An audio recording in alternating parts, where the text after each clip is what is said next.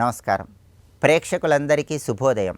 ఈనాటి సిరి సంపదల శ్రావణం అనే శీర్షికన శ్రావణ మాసంలో శుక్లపక్షంలో వచ్చే ఏకాదశి తిథి పుత్రదా ఏకాదశి సందర్భంగా ఎలాంటి విధి విధానాలు పాటించాలో, తద్వారా ఎలాంటి ప్రయోజనాలు సిద్ధింపజేసుకోవచ్చో, పుత్రదా ఏకాదశికి ఉన్నటువంటి ప్రాధాన్యత ఏంటో, అలాగే శ్రావణ మంగళవారం సందర్భంగా మంగళగౌరీదేవి సంపూర్ణమైన అనుగ్రహం కలగటానికి మహిళలు ఎలాంటి విధి విధానాలు పాటించాలో పరిశీలిద్దాం.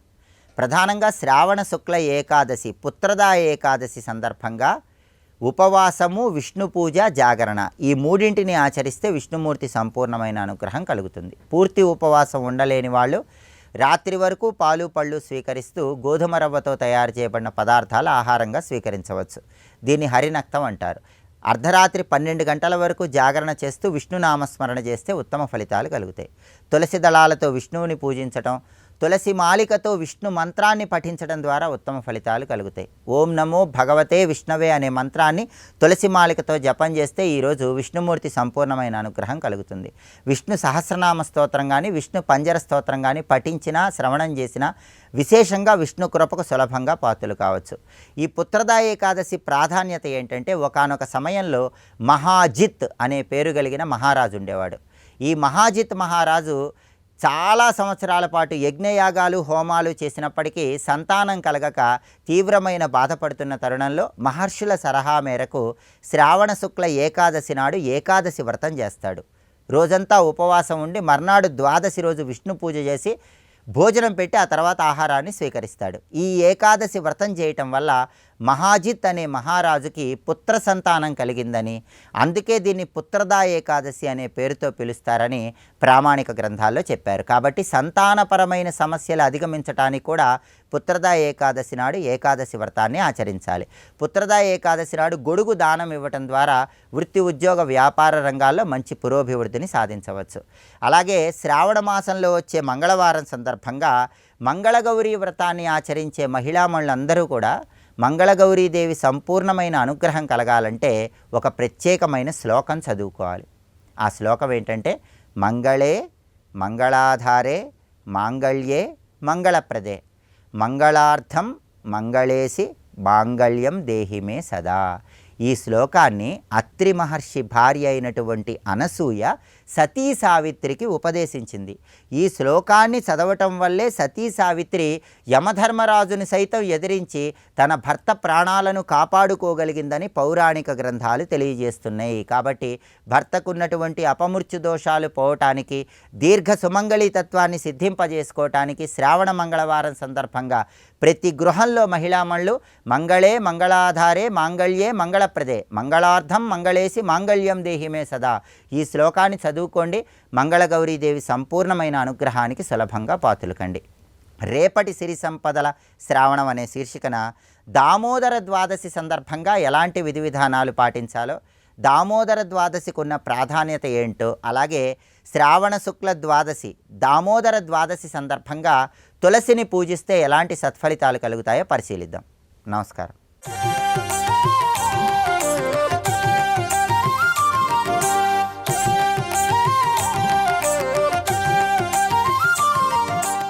పద్మమునందు ఉన్నదే కాదు, పద్మాసన మాత్రమే కాదు, పద్మ ఆవిడ. అలా పద్మాసనయ్యి పద్మాదేవి సాక్షాత్కరించింది మహాలక్ష్మి. ఎలా ఉన్నదంటే అరముచ్చిన కళ్ళతో ఉంది. అరముచ్చిన కళ్ళు ఏమిటి అంటే, కొందరు కళ్ళు అలాగే ఉంటాయండి ఎప్పుడును అనర్థం. ధ్యానంలో ఉంది, ధ్యానముద్రాంకిత అయ్యి ఉన్నది. అంటే ఎవరిని ధ్యానిస్తున్నది? నారాయణ ధ్యానంలో ఉంది ఆ తల్లి. ఇక్కడ ఆ వచ్చిన తల్లి రాగానే ఇక్కడ సన్నివేశం జాగ్రత్తగా చూడాలి. ఈ దేవతలందరూ సంతోషించి అమ్మవారి కోసం ఎదురు చూస్తున్నవాడు ఇంద్రుడు, అమ్మవారి భక్తుడు. అందుకే వెంటనే ఒక సువర్ణ సింహాసనం, రత్నఖచితమైన సింహాసనం అక్కడ తెచ్చిపెట్టాడు దేవతలందరి సహాయంతో. దేవగణమంతా వచ్చారు. ఈ రాక్షులు అక్కడ ఉన్నారుగా, వాళ్ళు మళ్ళీ మొదలెట్టారు చాదస్తూ ఉంటారు. ఈ పూజలు, పునస్కారాలు, ఇత్యాదులన్నీ దేవతలకు మామూలే. హాయిగా భోగాలు మెచ్చుకుంటే ఇవన్నీ ఏమిటి, ఏం చేస్తున్నారు ఇప్పుడు అన్నాడు. అమ్మవారు వచ్చారు, ఆరాధించాలి. ఇవన్నీ చాదస్తారు కానీ మీరు చేసుకోండి, మళ్ళీ మేము తర్వాత వస్తామని పక్కకి వెళ్ళారు. ఇక్కడ నుంచి గమనించవలసి వచ్చింది ఏంటంటే, వచ్చిన అమ్మవారిని వాళ్ళు గుర్తించలేదు, దృష్టి నిలపలేదు. ఈ రెండు గుర్తుపెట్టుకోవాలి. దృష్టి నిలిపి గుర్తించింది ఎవరు? శ్రద్ధగా వినాల్సిన సమయం. అంటే ఇప్పుడు భగవద్గీతలోకి వెళ్ళలేదు. 16వ అధ్యాయంలో దైవాసుర సంపద్ విభాగ యోగం స్వాములు చెప్తున్నారు. దైవీ గుణములు ఆసురీ గుణములు అని చెప్తున్నాడు ఇక్కడ. ఈ రెండు కలిపే మన సృష్టిలో ఏ ప్రయత్నమైనా చేస్తాం. మనలో ఆసురీ గుణాలు ఉంటాయి, రాజస్థాన స్వామి నేను అలాగనే చేస్తాను, నేనే చేయగలను, ఇవన్నీ ఉంటాయి ఆసురీ గుణాలు. పైగా ధర్మబద్ధంగా ఉంటాం అప్పుడప్పుడు. ఇది సత్వగుణం. ఈ రెండింటితో ప్రయత్నాలు చేస్తాం, సత్వగుణంతో రజోగుణంతో తమోగుణం. నేను రజోగుణ తమోగుణాలు కలిపి ఒకటి చెప్పేశాను, అది రాక్షసం. సత్వగుణం దైవి. ఇప్పుడు ఏ గుణాలు వాడతాం లోకంలో? అన్నీ వాడతాం. కానీ భగవత్ శక్తిని రజోగుణ తమోగుణాలు గుర్తించలేవు. దైవీ గుణమే గుర్తించగలుగుతుంది. సత్వగుణం ఉన్నవాడే గుర్తించగలరు. అది వచ్చిన మహాలక్ష్మి, ఈవిడ మహాలక్ష్మి శక్తిని గుర్తించింది ఎవరు? దేవతలు మాత్రమే. రాక్షసులు గుర్తించలేదు. గుర్తించలేనప్పుడు దృష్టి ఎక్కడ పెడతారండి? దృష్టి పెట్టలేనప్పుడు పూజ ఎక్కడ చేస్తారండి? ముందు గుర్తించడం జరగాలి, తర్వాత దృష్టి పెట్టడం జరగాలి, తర్వాత ఆరాధించడం జరగలేదు. వీళ్ళు 3 పనులు చేయలేదు కదా, పక్కకి వెళ్ళిపోయారు అంతే. ఇంకా పూజ ఎవరి పని? దేవతల పని. అంటే దైవీ గుణాలు ఎవరికి ఉన్నాయో వారికి భగవంతుడిపై నిష్ఠ, ఆరాధన ఉంటుంది అని తెలుసుకోవాలి. భగవానుడు గీతలో చెప్పినదే. అడుగడుగునా భగవద్గీత లేదు, ఒక ప్రవచనం వెళ్ళదు. మన సంస్కృతికి సర్వవేదాల ఆధారమైన సర్వవేద సారమైన భగవద్గీత మన శిరస్సుపై ఇప్పుడు వహించవలసింది. గొప్ప మాట చెప్తున్నాడు. అందుకు దైవీ గుణాలు, ఆసురీ గుణాలు. ఆసురీ గుణాలు సరిగ్గా అమ్మవారు ఆవిర్భవించినప్పుడే కళ్ళు మూసుకుపోతాయి, పట్టించుకోరు, ఇలాంటి పరిస్థితులు ఏర్పడతాయి. లేకపోతే అమ్మను అంత వర్ణిస్తున్నప్పుడు ఎలా హృదయం వికసించాలి, ఎలా ఆరాధించాలి? కానీ అసురులందరూ పక్కకి వెళ్ళిపోయారు. దేవతలకి ఇంకా మంచిది, సంతోషం, వాడు బాగోలేదు. అమ్మవారిని ఏ విధంగా ఆరాధిస్తున్నారు చూడాలి. ఇప్పుడు వరకు మనం విన్నది అమ్మవారి ఆవిర్భావం, ఇప్పుడు వినబోతున్నది అమ్మవారికి అభిషేకం. అభిషేక క్రియని చక్కగా ధ్యాన దృష్టిలో వినండి దయచేసి. ఈ ధ్యాన దృష్టి మనకు తరింపజేస్తుంది. తరునికి మంగళ స్నానంబు సేయుంతు మణిపెట్టి ఇంద్రుడు అనర్ఘమైన మణిమయ పీఠంబు. పోతన గారు భాగవతంలో వర్ణిస్తున్న అందమైన పద్యం. తరునికి మంగళ స్నానంబు సేయుంతుమని ముందు అభిషేక ప్రక్రియ జరుగుతుంది. మంగళ స్నానం చేస్తానని ఇంద్రుడు ఒక విలువైనటువంటి మణిమయ పీఠాన్ని అక్కడ ఏర్పాటు చేశాడు. ఇప్పుడు స్నానం కోసం వచ్చిన వాళ్ళు ఎవరంటే మంగళవతులైన వేలుపు గవితలు విమలతోయ పూర్ణంబులైన పుణ్యాకల సంబులిది. దేవకాంతలు, దాసీభూత సమస్త దేవవనిత అన్నట్లుగా దేవకాంతలు కలశాలు తీసుకొచ్చారు. ఆ కలశాలని బంగారు కలశాలు, రత్నాలు ఖచ్చితమై ఉన్నాయి. వాటిలో కొన్ని కలశాలలో జలము నింపబడి ఉన్నది, కొన్ని కలశాల్లో కామధేను క్షీరములు నింపబడి ఉన్నాయి. సుగంధ ద్రవ్యములు వేసి ఉంచారు, వాటిలో మూలికలు మొదలైనవి వేసి ఉంచారు. వాటిపై చిగుళ్ళు పెట్టి ఇచ్చారని. పల్లవములనిచ్చే భూమి. చిగుళ్ళు ఇచ్చింది ఎవరంటే భూదేవి చిగుళ్ళని ఇచ్చింది. దేవకాంతలు కలశాలు సిద్ధపరచగానే భూదేవి చిగుళ్ళు ఇవ్వగా కడిమి గోవులు పంచగవ్యంబులనిచ్చే. కామదేవులు గవ్యములు ఇచ్చే అన్నాడు. అంటే కలశంలో వేయవలసింది క్షీరం మాత్రమే కాకుండా గవ్యములు వేయాలి. గవ్యం అంటే చాలా మంది తెలిసే ఉంటుంది, పాలు, పెరుగు, నెయ్యి, ఇవి ప్రధానం. అవంటే గవ్యం అంటారు. పంచగవ్యంబులనిచ్చి మలసి వసంతుడు మధువు నసగే. అందులో ఎవరెవరు ఏ ఏ ద్రవ్యాలు పెట్టారో కలశాల్లో చెప్తున్నారు. వసంత ఋతు దేవత వచ్చి మధువుని అనగా తేనె నింపింది. దాంట్లో మునులు కల్పంబు చెప్పిరి. పదార్థం తయారైపోతే సరిపోదు, మంత్రం కావాలి దానికి. కలశాలన్నీ సిద్ధం చేసిన వెంటనే అప్పుడు మహర్షులందరూ మంత్రములు చదివారు. మునులు కల్పంబు చెప్పిరి. ఆ సమయంలో మంగళవాద్యాలు మోగుతున్నాయి. మోగించడానికి ఎవరు వచ్చారంటే పర్జన్య దేవతలు వచ్చి మంగళవాద్యాలు మోగిస్తున్నాయి. పర్జన్య దేవతలు అంటే మేఘదేవతలు. ముగిలు గములు, ముగిలు గములు తెలుగు మాట అండి. మేఘం అంటే చాలా మందికి అర్థం తెలుసు. ముగిలు అంటే ఎంతమందికి తెలుసు? ముగిలు అంటే మబ్బు, గములు అంటే గుంపులు. మబ్బు గుంపులు వచ్చి పలవ గోముఖ కాహల పటక మురజ శంఖ వల్లకి వేణు నిస్వమునిచ్చే. ఈ మేఘదేవతలు వచ్చి మంగళవాద్యాలు ముగించారు. పాడి రాడిని గంధర్వ పతులు సతులు. గంధర్వ కాంతులు, గంధర్వులు ఆటపాటలు చేస్తున్నారు అమ్మవారిని సానందంతో. పండిత సుక్తులతో తుండంబులు సాచి తీర్థతో యములెల్లం కుండముల ముంచి దిగ్వేదండంబులు జలక మార్చే తరుణీమణి. ఇప్పుడు తరుణీమణికి దిగ్వేదండంబులు అంటే దిగ్గజములు, అన్ని దిక్కుల నుంచి ఏనుగులు వచ్చాయి. మనకు సాధారణంగా గజలక్ష్మి భావనలో అటు ఇటు 2 ఏనుగులు అనుకుంటాం, అది ధ్యానానికి మంచిదే. కానీ ఇప్పుడు అమ్మవారికి అభిషేకం చేయడానికి వచ్చినవి అష్టదిగ్గజాలు వచ్చాయి. 8 దిక్కుల్లో ఉండే 8 ఏనుగులు కూడా. ఆ ఏనుగుల శక్తులు, ఆ శక్తులు అలంకృతలై ఉన్నారు. ఇక్కడ ప్రతి ఏనుగుకి అలంకారం ఉంది చక్కగా. ఎందుకంటే అమ్మవారిని పూజించడానికి వస్తున్నారు కనుక వారు చక్కగా అలంకృతులై వస్తున్నారు. పైగా ఆ తుండములు సాచి ఇక్కడ మంత్రముతో అవన్నీ శుద్ధమయ్యే మంత్రితమయ్యే అని తెలిసిన తర్వాత ఆ తుండాలు ఇంద్రుడి సాయితో అవి మలచి ఆ కలశాలను తీసుకుని అమ్మవారికి అభిషేకం చేస్తున్నాయి. ఇది భావించవలసిన దివ్యమైన దృశ్యం అండి. ఆ దివ్యమైన జలములతో క్షీరాదులతో అమ్మవారు తడిసిపోయి ఉన్నారు ఇక్కడ. ఇది నిద్రలేస్తూనే ధ్యానం చేస్తే ఆ రోజంతా సంపన్నమవుతుందని చెప్పారు. అదే ప్రాతర్నమామి జగతాం జననీ, జగజ్జనని ప్రాతకాలంలో ధ్యానిస్తున్నాను అంటున్నారు ఆదిశంకర భగవత్పాదులు వారు. ఎటువంటి తల్లి అంటే దిగ్గస్థిభి కనక కుంభముఖ వసృష్ట స్వర్వాహిని విమల చారు జలప్లుతాంగీ ప్రాతర్నమామి జగతాంజననీ అశేష లోకాధినాథ గృహిణీ అమృతాబ్ధిపుత్రీ. ఇలాగా ధ్యానం చేయాలి. మొత్తానికి ఆర్ద్రాం పుష్కరిణీం పుష్టిం. ఆర్ద్రాం అంటే తడిసి ఉన్న తల్లిని ధ్యానం చేయాలి. ఇది గొప్ప భావం. తడి అంటే ఆర్ద్రత, టెండర్నెస్ అంటారు దీన్ని. అమ్మవారు ఆర్ద్ర దేవత. తడి అమ్మవారి యొక్క స్వరూపం. మన హిందువుల పండుగలు అర్థం చేసుకోం, కానీ ఈ పండుగల వెనకాల ఎంత విజ్ఞానం. ఒక ఋతువులో ఒక పండుగ వస్తుంది, మరో ఋతువులో మరో పండుగ వస్తుంది. ఈ పండుగ ఉన్నట్టు ఆ పండుగ ఉండదు. ఎప్పుడు అదే పండుగ, ఎప్పుడు అదే ఏడుపు కాదు మనకి. ఒక్కొక్క పండుగ ఒక్కొక్క అందం. అంటే ప్రకృతిలో అంతరిక్షంలో వచ్చే మార్పులను అనుసరించి ఏ అందమైన శక్తి ప్రకృతిలో కనబడుతుందో ఆ శక్తికి తగ్గట్టు పర్వాలు ఏర్పడ్డాయి. అది హిందూ మతం యొక్క అందం, హిందూ మతంలో కనబడే అద్భుతం. శ్రావణ మాసం నాడే మహాలక్ష్మికి ఎందుకంటే ఆర్ద్రాం పుష్కరిణీ కర్దమేన ప్రజాభూత. కర్దమం, కర్దముడనే ప్రజాపతి ఉన్నాడు, అది వేరే విషయం. కర్దమం అంటే బురద. సృష్టి ఏర్పడి ఇన్ని రకాలుగా మారినప్పుడు ఏ ఏ పరిణామాలు వచ్చాయో ఆ పరిణామ శక్తిని దేవతలుగా దర్శించారు. సర్వం శ్రీ మహాలక్ష్మి చరణారవిందార్పణమస్తు. స్వస్తి.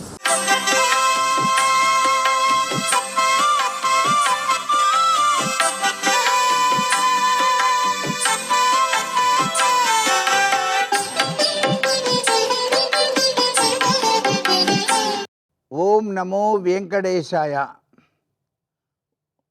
శ్రీ మహాలక్ష్మీ నమః. ఓం నమః శివాయ. శ్రీమాత్రే నమః. ఈరోజు సౌభాగ్యతత్వాన్ని ప్రసాదించే మంగళ గౌరీదేవి యొక్క మంగళవారం, శ్రావణ మంగళవారం. ఈ శ్రావణ మంగళవారంలో గౌరీదేవిని చక్కగా పూజించడంతో పాటు దానికి సంబంధించినటువంటి వ్రత కథను కూడా చదువుకొని ముత్తైదువులను ఆహ్వానించి వారి పాదాలకు పసుపు రాసి వారి కంఠసీమన గంధం రాసి నుదుట బొట్టు పెట్టి వారికి పండు తాంబూలంతో పాటుగా వాయనములు ఇచ్చి వారి యొక్క ఆశీస్సును గనక పొందినట్లయితే సువాసనర్చిత ప్రీత అనేటువంటి తత్వచింతనలో గౌరీదేవి సౌభాగ్యప్రదమైనటువంటి జీవన విధానాన్ని ఆ వ్రతం చేసినటువంటి మహిళలకు, కన్యలకు ప్రసాదిస్తుంది సుమా అంటోంది శాస్త్రం. ఇంత గొప్ప విశేషకరమైనటువంటి మంగళ గౌరీ వ్రతం సౌభాగ్యతత్వానికి నిదర్శనంగా మనకు శాస్త్రాల్లో చెప్పారు. భర్త యొక్క ఆయుష్ను పెంపొందించేటువంటి వ్రతంగా కూడాను ఈ యొక్క గౌరీ వ్రతాన్ని చెప్పడం జరిగింది.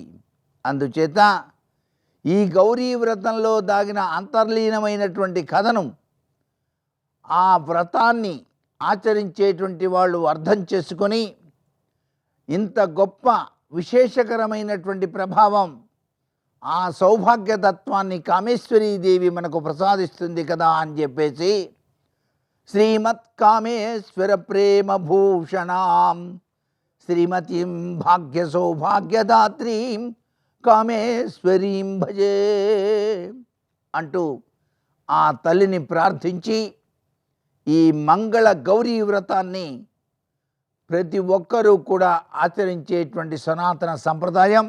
సర్వే జనా సుఖినో భవంతు.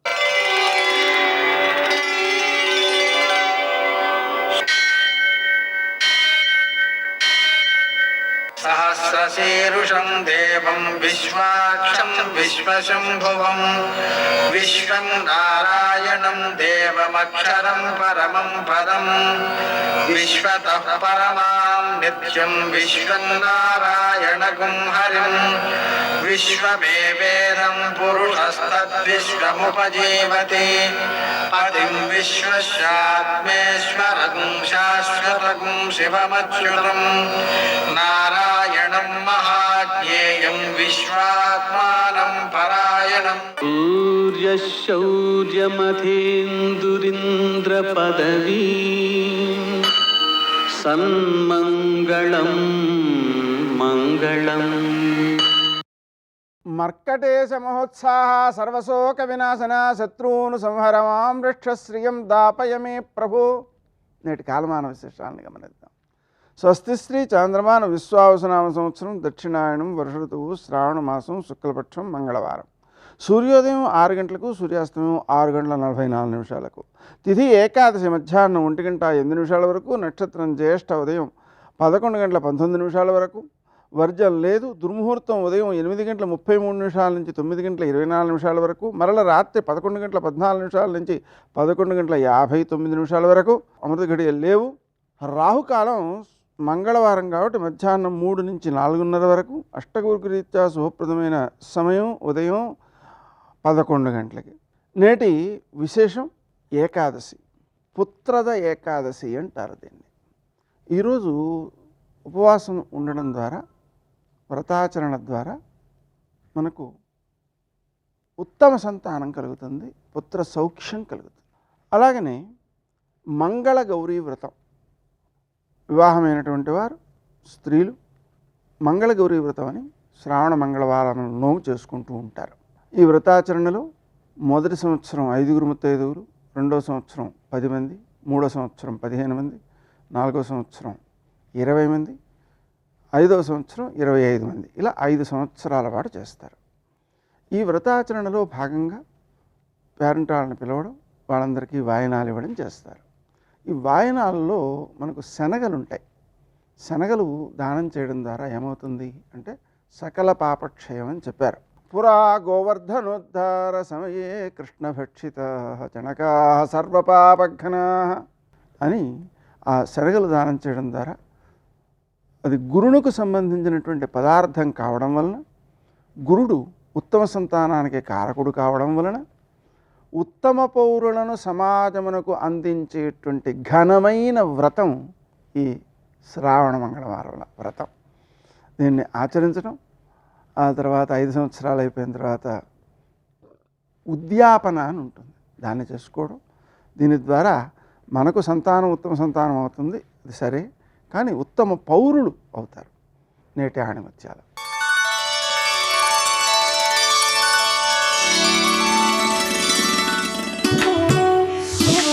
చిరునవ్వు ప్రతికూల పరిస్థితులను కూడా అవకాశాలుగా మార్చగలదు.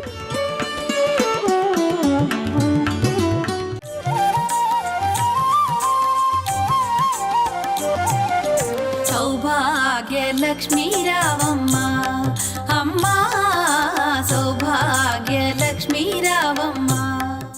చొక్కా బనీను ఉందనుకోండి, ఉంటే ఎలా పుచ్చుకుంటారు? హవిస్సు అగ్నిహోత్రంలో పురుషుడికి అధికారం ఉండదు. అందుకని తీసి ఉత్తరీయం 1 వేసుకుని 5 మాటలు స్వాహాకారంతో నాలిక మీద పెట్టుకుని పంటితో నవలకుండా లోపలికి మింగుతాడు. ఇప్పుడు ఆయన జన్మ తరించింది, ఆయన ఎక్కడున్నాడో అటువంటి వాడు, వాడి వలన ఆ ఇల్లు వంశం వృద్ధిలోకి వస్తాయి. ఆచారకాండ అందుకొచ్చింది, ఉత్తినే రాలేదు. కాబట్టి ఇప్పుడు అలా తిన్నాడు, ఏదో పని మొదలెడతాడు, ఈశ్వరుడికి చెప్తాడు, పని పూర్తయింది, ఈశ్వర మీ అనుగ్రహం, పని పూర్తయింది అంటాడు. ఇప్పుడు అసలు ఆయన జీవితంలో ప్రసాదం కానిది ఏదుంది? ఆఖరికి మృత్యు వచ్చి కబళించేస్తోంది.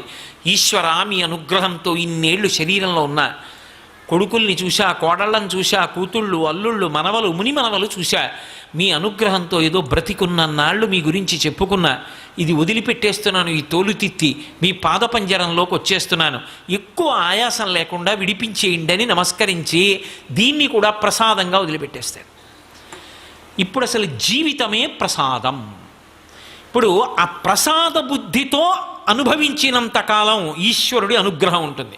ప్రసాద బుద్ధి పోయింది, ఇదంతా నాదే, తొలగిపోతుంది ఆవిడ. నీదేగా, ఏది సంపాదించి చూస్తాను, ఏది నిలబెట్టుకో, ఏది ఈ గుణములను సంతరించుకో, కీర్తి సంపాదించుకో చూస్తాను అంటుంది ఆవిడ. చిన్న వైక్లభ్యం ఒకటి వచ్చిందనుకోండి, అక్కడతో అయిపోయిందంతే.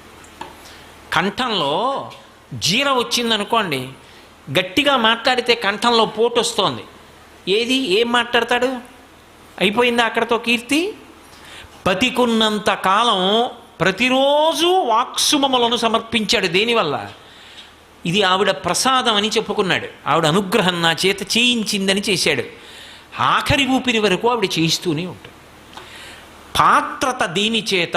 ప్రసాద బుద్ధి చేత. ఇది బాగా తెలుసుకోవాలి. ఇది మొదటి లక్ష్మీ కటాక్షం అని చెప్తుంది శాస్త్రం. అసలు ఈ బుద్ధి నిలబడితే వాడికి లక్ష్మీ కటాక్షం ఉన్నది అని గుర్తు. అందుకే కళ్యాణి బతగాదీయం లౌకికీ ప్రతిభాతిమా ఏతి జీవంతిమానందో నరం వర్ష శతాదపి అంది సీతమ్మ. నీకు లక్ష్మీ కటాక్షానికి కారణాన్ని నువ్వు తెలుసుకోవాలి. ఆ కారణం తెలుసుకుని రమించి నువ్వు పూజ చెయ్యాలి. ఆ బుద్ధితో నిలబడాలి. అది ప్రసాదం అవుతుంది. అందుకే చూడండి, ఇప్పుడు పాత్రత అంటే అసలు వీడికి ఇది ఇవ్వవచ్చు. ఆవిడ దేని చేత చూస్తుంది అంటే వీడి బుద్ధి ఎటువంటిది. అప్రసాద బుద్ధి ఉంది, ఆవిడ అనుగ్రహిస్తుంది. అన్నీ ఆమె చేతిలోనే ఉన్నాయి. అందుకే గృహలక్ష్మి గృహే గృహే. అసలు ఇంటికి లక్ష్మీదేవి ఎవరు అంటే ఇల్లాలే లక్ష్మి.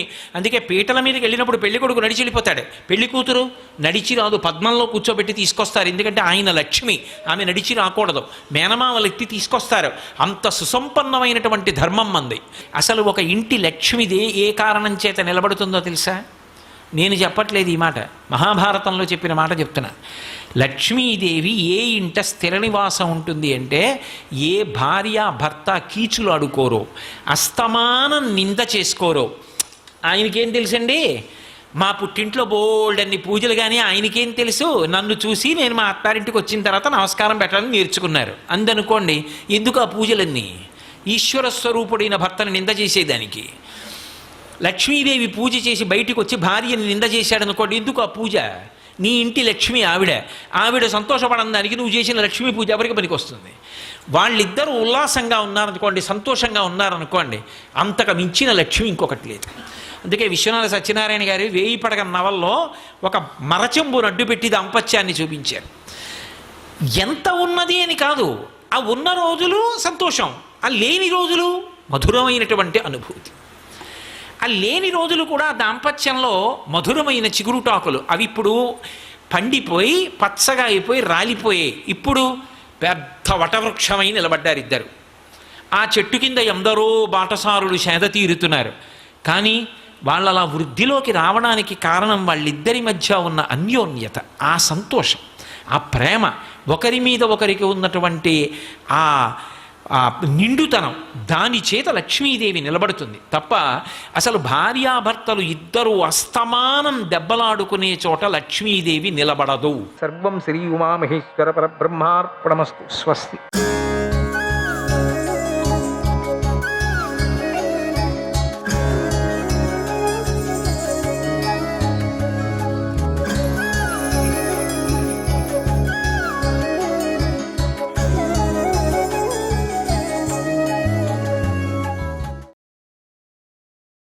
ఈ భద్రకాముడికి మహర్షులు వరాలిస్తున్న సమయంలో శ్రీకృష్ణ దేవేంద్రులిద్దరూ యజ్ఞసభలో పక్కపక్కన కూర్చొని వజ్రపురం మీద దాడి కోసం కొన్ని ఉపాయాలను ఆలోచించారు. ఆ తర్వాత ఎవరి దోవను వారు వెళ్ళిపోయారు. ఆ ఆలోచన ప్రకారం దేవేంద్రుడు దేవలోకానికి వెళ్ళిపోయిన తర్వాత కొన్ని దేవలోక హంసలను ఏకాంతంగా దగ్గరకు పిలిచి ఇలా చెప్పాడు: ఓ దేవలోక హంసల్లారా, మీకు స్వాగతం. మీకు మాకు సోదరత్వ సంబంధం ఉంది కదా. ఎందుకంటే మీ హంస జాతిని ప్రథమంగా సృష్టించింది ఎవరు? మా తండ్రి గారైన కశ్యప ప్రజాపతి గారే. అందువల్లే మీకు కాశ్యపీ హంసలు అని పేరు కూడా ఉంది. మీలో కొందరు దేవలోకవాసులైన పుణ్యాత్ములు విమానాలను మోస్తూ ఉంటారు. విమానాలను కూడా దేవ విమానాలు. భూలోకంలోని మానస సరోవర ప్రాంతంలో విశేషంగా సంచరిస్తూ ఉంటారు కదా. అసలు మిమ్మల్ని ఎవరు ఆపలేరు, చూడలేరు. అలాంటి మీతో ఇవాళ నాకు ఒక దేవరహస్యం, దేవకార్యం వచ్చి పడింది. మీ సహాయంతో దేవశత్రువులను జయించవలసిన సన్నివేశం కూడా ఏర్పడింది. అందుకే మీతో ఏకాంతంగా రహస్య సమావేశం చేస్తున్నాను. మీరు దేవర రహస్యాలను ఎక్కడ వెల్లడి చేయారని నాకు బాగా తెలుసు, మీరు ఎవరికి చెప్పరని. దేవకార్యాన్ని భగ్నం చేస్తే దండన ఎంత తీవ్రంగా ఉంటుందో కూడా మీకు బాగా తెలుసు. మీరు వజ్రనాభుడి యొక్క వజ్రపురాణంలో యథేచ్ఛగా సంచరిస్తూ ఉంటారన్న బాగా నాకు తెలుసు. అక్కడ కూడా మిమ్మల్ని ఎవరూ అడ్డు పెట్టరు. నేను కోరేది ఏమిటంటే అక్కడి మామూలు సరస్సుల్లో కాకుండా అక్కడి రాజాంతఃపురపు సరస్సుల్లో మీరు హితోధికంగా విహరించడం ప్రారంభించండి. ఇది మీరు ఎప్పుడు చేసే పనే కనుక దీనివల్ల మీకు ఏమీ ఇబ్బంది ఉండదు. వజ్రనాభుడి అంతఃపురంలో ఇతడి పుత్రిక అయిన ప్రభావతి కన్య ఉంది. ఆమె మహాసౌందర్య రాశి, కానీ కారణ జన్మురాలు. ఆమె తల్లి పార్వతీదేవి యొక్క వరప్రభావం వల్ల ఈ ప్రభావతిని పుత్రికగా పొందింది. వజ్రనాభుడు ఈ పిల్ల కోసం స్వయంవరం ఏర్పాటు చేశాడు, కానీ రాక్షస వీరుల్లో ఎవరూ నచ్చక ఆమె ఎవరినీ చేసుకోలేదు. ఆ తండ్రికి కూతురంటే చాలా గారాభం కూడా ఉంది. అందువల్ల నీకు నచ్చిన వాడిని నువ్వే వెతుక్కో అని కూతురికి స్వాతంత్రం ఇచ్చాడు. కనుక ఓ హంసల్లారా, ఇక్కడ మీరు చేయవలసిన మహాకార్యం ఒకటి ఉంది. ఆ ప్రభావతి దగ్గర శ్రీకృష్ణపుత్రుడైన ప్రద్యుమ్నుడి యొక్క సౌందర్య పరాక్రమాది విశేషాలను మీరు బాగా వర్ణించి చెప్పాలి. ఆ ప్రద్యుమ్నుడు మన్మథుడి అంశతో పుట్టినవాడు, అతిలోక సుందరుడు, మహావీరుడు, మహావిద్యావేత్త. ఇలాంటి విశేషాలన్నీ మీరు ఆ ప్రభావతికి నచ్చేలాగా నూరిపోయాలి. ఎంత బాగా చెప్పాలంటే ఆ కన్యకు ప్రద్యుమ్నుడి మీద అనురాగం పుట్టేలాగా చెప్పాలి. అలా ఆమెకు ప్రద్యుమ్నుడి మీద అనురాగం పుట్టిన తర్వాత మీరు ప్రభావతి ప్రద్యుమ్నుల మధ్య అనేక సార్లు రాయబారాలు జరిపి, అదే హంస రాయబారాలు అంటారు, హంస పరిణయం. వారి మాటలు వీరికి, వీరి మాటలు వారికి చేరవేసి సమయానుగుణంగా మీ బుద్ధిలన్నీ జోడించి వారిద్దరికీ పరస్పర ప్రీతి సుస్థిరమయ్యేటట్లుగా చేయాలి. ఈ విషయంలో ఏమి జరుగుతుందో, కథ ఏ స్థాయికి వచ్చిందో ఆ వివరాలను ఇటు నాకు అటు నా తమ్ముడైన శ్రీకృష్ణుడికి ఎప్పటికప్పుడు వార్తలు అందిస్తూ ఉండాలి. ఈ పని ఎప్పటిదాకా చేయాలంటే ప్రభావతి ప్రద్యుమ్నుల వివాహం జరిగేదాకా చేస్తూనే ఉండాలి. ఇక ఈ వివాహం విషయంలో కూడా చాలా సమస్యలు ఉత్పన్నమవుతాయి. బహుశా ప్రద్యుమ్నుడు రహస్యంగా వచ్చి ప్రభావతిని వివాహం చేసుకోవలసిన అవసరం పట్టవచ్చు. అలాంటి సందర్భాలు వచ్చినప్పుడు మీరు సందర్భానుకూలంగా సమయస్ఫూర్తితో వ్యవహరించి ఆ వివాహం జరిగేటట్టు చూడాలి. ఈ సహాయం మిమ్మల్ని ఎందుకు అడుగుతున్నానంటే, దేవతలకు వజ్రనాభ రాజ్యంలోకి ప్రవేశం లేదు. మీరు సర్వలోక సంచారులు కనుక మీకు మాత్రం ఏ అడ్డు లేదు. మీరు గనుక ఈ దేవకార్యాన్ని సాధించేటట్లయితే మీకు నా సత్కారాలు, శ్రీహరి యొక్క అనుగ్రహము పరిపూర్ణంగా లభిస్తాయి అన్నాడు ఇంద్రుడు. దేవలోక హంసలకు విషయం అర్థమైపోయింది. బ్రహ్మదేవుడి వరం వల్ల వజ్రనాభుణ్ణి దేవతలు సంహరించలేదు కనుక మానవుల ద్వారా అతడికి సంహరించే ప్రయత్నం జరుగుతుందని దేవహంసలకు తెలిసిపోయింది. ఆ విషయం వాటికి సమ్మతమే. అందువల్ల ఆ హంసలు ఆ దేవ సహాయం చేయటానికి సంతోషంగా అంగీకరించి వజ్రపురానికి వెళ్ళిపోయారు. ఈ మాట ఆ హంసలు ధైర్యం చేసి సూటిగా వజ్రనాభుడి అంతఃపుర సరోవరంలో ఆటలాడుతూ అందంగా కూతలు కూయసాగాయి. దయహంసల వయ్యారపు కూతలను విన్న వజ్రనాభుడు ముచ్చటపడి ఆ పక్షులు ఎక్కడివి అని విచారించాడు. దానికి ఆ హంసలు సంస్కృత భాషలో మానవుల్లాగా సమాధానం చెప్పేశాయి. మేము స్వర్గలోక హంసలము అన్నాయి, త్రిలోక సంచారులము అన్నాయి, మానస సరోవరంలో ఎక్కువగా ఉంటాము అన్నాయి. ఇలా ముద్దు ముద్దుగా మాట్లాడుతున్న హంసల మాటలు వినేసరికి వజ్రనాభుడికి ముచ్చట పెరిగిపోయి, మీరు మా రాజ్యంలో యథేచ్ఛంగా సంచరించండి, అందమైన పాటలు పాడండి అని స్వయంగా ఆహ్వానించేశాడు. స్వయంగా మహారాజే ఆహ్వానించాక ఇక ఆ హంసలకు అడ్డేమిటుంది చెప్పండి. ఆనాటి నుంచి ఆ హంసలు వజ్రనాభ అంతఃపురంలో నిత్య సంచారం చేస్తూ అక్కడ స్త్రీలకు బాలబాలికలకు మనస్సుకు నచ్చే రకరకాల కథలు చెబుతూ రకరకాలుగా గానాలు చేస్తూ వారందరికీ తలలోని నాలుకలలాగా మారిపోయాడు. అవన్నీ కూడా అంత చెప్పి క్రమక్రమంగా ఆ హంసలలో శుచిముఖి అనే హంసకి రాజపుత్రిక అయినటువంటి ప్రభావతితో స్నేహం బాగా కుదిరింది. ప్రభావతికి తన మీద విశ్వాసం బాగా కుదిరి ఉందన్న విషయం కామయ్యాక ఆ శుచిముఖి ఏకాంతంలో ప్రభావతితో మాట్లాడుతూ, ఓ త్రిలోక సుందరి, నీకు వయస్సు దాటిపోతుంది, ఇంకా పెళ్లి చేసుకోవేమిటి అని వ్యక్తిగత విషయాల్లోకి ప్రవేశించింది. ప్రభావతి చాలా సానుకూలంగా స్పందించింది.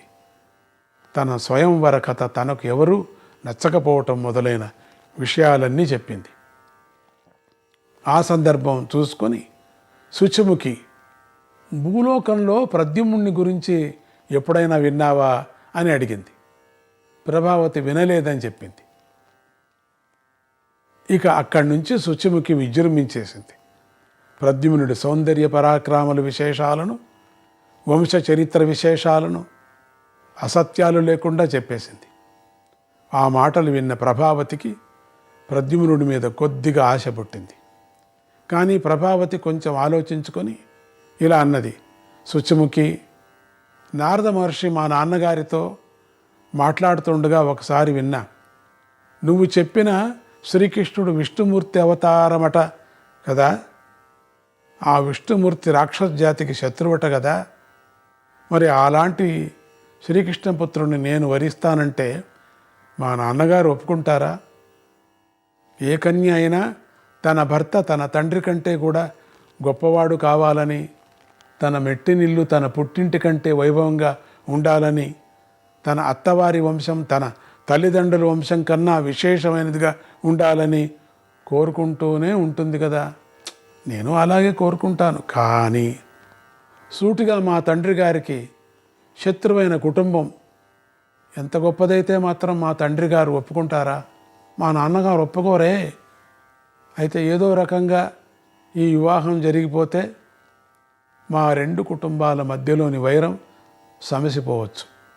కనుక నాకు కొత్త ఆలోచన వస్తుంది. శుచిముఖి, నీకు నా మీద దయ ఉంటే ఆ ప్రద్యుమ్నుడికి నా మీద సదభిప్రాయం ఉందో లేదో తెలుసుకో. అసలు ఆ ప్రద్యుమ్నుడు పుట్టిన విధానమే ఆశ్చర్యకరమని, అతడు కారణజన్ముడని, అతడు బాల్య వయస్సులోనే శంబరాసురుణ్ణి సంహరించాడని నువ్వు చెబుతున్నావు. నేను ఈ మాటలు పూర్వమే విన్నాను. ఇప్పుడు నువ్వు మళ్ళీ చెప్పడం వల్ల నాకు ప్రద్యుమ్నుడి మీద అనురాగం ఉదయిస్తుంది. శుచిముఖి, నిన్ను నమ్మి శరణు వేడుతున్నాను. నేను ఈ అంతఃపుర పంజరంలో నుంచి బయటపడి, ఇదొక పంజరం, ఇది ప్రద్యుమ్నుడిని కళ్ళారా చూసే అవకాశం నాకు లేదు. నువ్వే ఏదైనా ఉపాయం చేసి ఆ అందగాన్ని ఇక్కడికి రప్పించగలిగితే నాకు అంతకంటే మహోపకారం ఉండదు. ఆ తర్వాత నీ దయ అన్నది ప్రభావతి. శుచిముఖి హంస కొంచెం ఆలోచించి ఇలా అంది, ప్రభావతి, ముందు ప్రద్యుమ్నుడికి నీ మీద అనురాగం ఉందో లేదో తెలుసుకోని. నీ సౌందర్యం త్రిలోక విఖ్యాతం కనుక ప్రద్యుమ్నుడు నీ గురించి వినిండవచ్చు కదా. విని ఉంటే అతడికి నీ మీద అనురాగం పుట్టే ఉండవచ్చు కదా. ప్రద్యుమ్నుడంటే ఎవరనుకుంటున్నావు? సాక్షాత్ మన్మథుడే. నువ్వు సూటిగా మన్మథుడినే పెళ్లి చేసుకోబోతున్నావు. అయితే నేను ద్వారకకి పోయి వస్తున్నానని మీ నాన్నగారికి తెలిస్తే అనుమానం కలగవచ్చు. మేము దేవహంసలకం కనుక హంసలం, మేమంతా అన్ని చోట్లకు పోయి వస్తూ ఉంటాం. మా పాటలకు మాటలకు మెచ్చుకొని అందరూ మమ్మల్ని పిలుస్తూ ఉంటారు కనుక మీ నాన్నగారికి మా మీద అనుమానం కలగకుండా నువ్వే ఆయనకు మంచి మాటలు చెప్పాలి. నీకు నా మీద విశ్వాసం కుదిరినట్టే మీ తండ్రి గారికి కూడా నా మీద విశ్వాసం కుదిరితే నా ద్వారకా సంచారం సులభమైపోతుంది అన్నది. ప్రభావతి సంతోషించి, వసి అదెంత పని అని తన తండ్రి దగ్గరికి వెళ్ళి శుచిముఖి గురించి గొప్పగా చెప్పేసింది. వజ్రనాభుడు ఆ శుచిముఖిని తన భవనంలోకి రమ్మని కబురు చేశాడు. శుచిముఖి భయపడుతూ వెళ్ళింది. వజ్రనాభుడు శుచిముఖిని చూసి నవ్వు, అపూర్వమైన కథలు నువ్వు చెప్పావట కదా, అందంగా చెప్తావట కదా, ఏది ఒక కథ చెప్పు చూద్దామన్నాడు. శుచిముఖి అమ్మయ్య అనుకొని కథ చెప్పడం ప్రారంభించింది. దానవరాజా, మేరు పర్వతానికి మరో పార్శ్వంలో శాండిలి అనే ఒక వింత వనితను నేను చూశాను. శాండిలినే. ఆమె పార్వతీదేవికి ప్రియసఖి. ఆమె లోకహితం కోసం నిరంతరము తపన పడుతూ ఉంటుంది. అలాగే పురుషుల్లో భద్రకాముడు అనేటువంటి ఆశ్చర్యకరమైన నాట్యాచార్యుణ్ణి చూశాను. చెప్తూ ఉన్నది కథ, హంస చెప్తూ ఉన్నది. నాట్యాలకు దేవతలలో దానవులలో సంతోషించారంటే అందులో విశేషం లేదు కదా. ఈ భద్రకాముని నృత్య రూపక ప్రదర్శనకు పొంగిపోయిన మహర్షులు అతడి మీద వరాల వర్షాలు కురిపించేశారు. ఇక అప్పటి నుంచి అతడు ఆకాశ గమన విద్యలో ముల్లోకాలను సంచరిస్తూ విశేషించి దేవలోకంలో ప్రదర్శనలు కూడా ఇస్తున్నాడు అని చెప్పింది. అది విని వజ్రనాభుడు ఇలా అన్నాడు, ఈ భద్రకాముడు గురించి ఈ మధ్య నేను విన్నాను. అయితే అతడికి మన విశేషాలు తెలివి కాబోలు, మన దగ్గరకు ఎప్పుడూ రాలేదని అన్నాడు వజ్రనాభుడు. శుచిముఖి హంస నవ్వి, అతడు పరకాయ ప్రవేశం చేస్తాడు, మీలాంటి మహాత్ముల విశేషాలు వింటే మీ దగ్గరకు రాకుండా ఉండడు అంది. అయితే నువ్వు ఆ నాట్యాచార్యుల దగ్గరకు వెళ్ళి నా గురించి చెప్పి అతడు నా దగ్గరకు వచ్చేటట్టు చెయ్యి, అది నీ బాధ్యత అన్నాడు వజ్రనాభుడు. శుచిముఖి సంతోషంగా ఒప్పేసుకుంది. వజ్రనాభుడు వెంటనే బయలుదేరుతామన్నాడు. వెంటనే శుచిముఖి మరికొన్ని హంసలను కలుపుకొని అటు దేవేంద్రుడి దగ్గరకు ఇటు శ్రీకృష్ణుడి దగ్గరకు కూడా వెళ్ళి జరిగిన విషయమంతా వివరించింది. శ్రీకృష్ణుడు ఇది విని ప్రద్యుమ్నుడిని పిలిచి ఏకాంతంలో ఇలా చెప్పాడు, ప్రద్యుమ్న, నీకు చాలా భయంకరమైన బాధ్యతను ఒప్పజెప్పుతున్నాను. నువ్వు భద్రకాముడనే నాట్యాచార్యుడి వేషంలో వజ్రనాభుడి పట్టణంలోకి ప్రవేశించాలి. నీకెట్లా మాయ తెలుసు కదా, వాడి మరణం మానవుల చేతుల్లోనే ఉంది.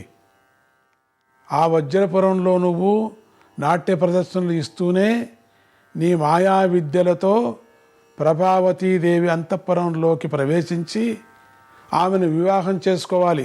అప్పటికప్పుడే చేసేసుకో. ఆ పని అయ్యాక వజ్రనాభుడి సంహారం కూడా నీ వల్లే జరగాలి.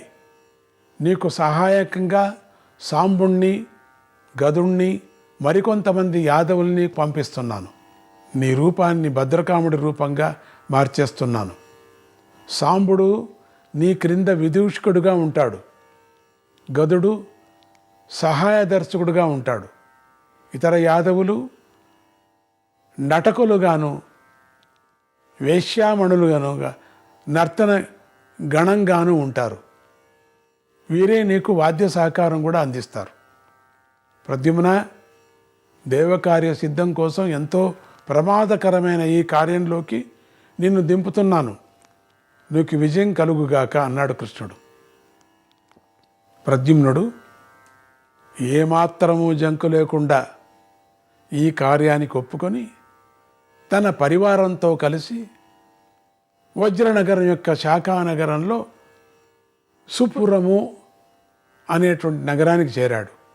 మున్ముందుగా అక్కడి రాక్షసుల అభిరుచులు మొదలైనవి గ్రహించి వజ్రపుర నిర్మాణాలను కూడా గ్రహించి ఆ తర్వాత వజ్రనాభుడి అంతఃపురంలోకి ప్రవేశించాడనేది ప్రద్యుమ్నుడి ఆలోచన. అక్కడికి వెళ్ళాలని.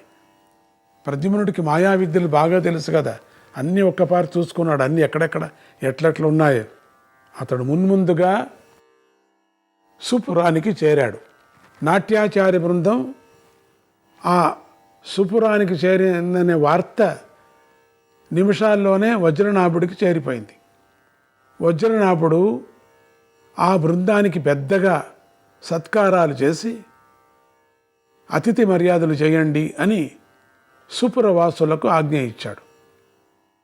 సుపురవాసులు రెట్టించిన ఉత్సాహంతో నాట్య బృందానికి సపర్యలు చేశారు. ఆ రాత్రి ఆ నాట్య బృందం వారు సుపురంలో రామాయణ నృత్య రూపక ప్రదర్శన చేశారు. ఈ విషయం తెలిసిన వజ్రనాభుడు చాలా సంతోషించి ఆ బృందాన్ని సూటిగా తన వజ్రపురంలోకి తెచ్చేయమని ఆదేశాలు పంపించాడు. నాట్య బృందం అక్కడికి చేరింది. అక్కడికి వారికి ఇచ్చిన బసే ఒక పెద్ద రాజభవనం అంతా ఉంది. మర్యాదలకు హద్దే లేదు. ఆ రాత్రికి వారి ప్రదర్శనం విశాలమైన సైనిక వాటికల్లో, అంటే పెరేడ్ గ్రౌండ్లోని ఏర్పాటు చేశారు. పెరేడ్ గ్రౌండ్లో ఉంటుంది కదా సైనిక వాటిక. ఆ ప్రదర్శనను తిలకించటానికి వజ్రనాభుడు అంతఃపుర శ్రీ సమేతంగా అక్కడికి వచ్చారు. ఆ రాత్రి గంగావతరణ రూపక ప్రదర్శన జరిగింది. దానిలో నాట్య బృందం వారు శ్రీకృష్ణ పరమాత్మ కొత్తగా భూమి మీదికి తెచ్చిన దేవలోక గాన విశేషాలను, వాటిలో చాళుక్య గానము మొదలైన వాటిని బహు సుందరంగా గానం చేశారు. చాళుక్య రాగం అనేది చాళుక్య రాగ గానం. ఈ నూతన గానాలాపనలకు వాద్యకారుల వాద్య నైపుణ్యానికి, నటకుల నటనా ప్రావీణ్యానికి వజ్రనాభుడు కరిగి నీరైపోయాడు. ఆనందంతో పొంగిపోయి వజ్రనాభుడు మరో ప్రదర్శన కూడా అప్పటికప్పుడే ఇమ్మన్నాడు. నాట్య బృందం వారు ఏమీ సందేహించకుండా నలకుబార చరిత్రను రూపకంగా ప్రదర్శించారు. ఆ ప్రదర్శనలో నాట్య బృందం వారికి అంతులేనన్ని కానుకలు వచ్చాయి. ముఖ్యంగా అక్కడ ఉండే దానవ స్త్రీలు ప్రద్యుమ్నుడి సౌందర్యానికి సమ్మోహితులై తమ వంటి మీద ఆభరణాలు అనేవి మిగలకుండా కానుకలుగా ఇచ్చేశారు. నారాయణ నారాయణ హరే కృష్ణ.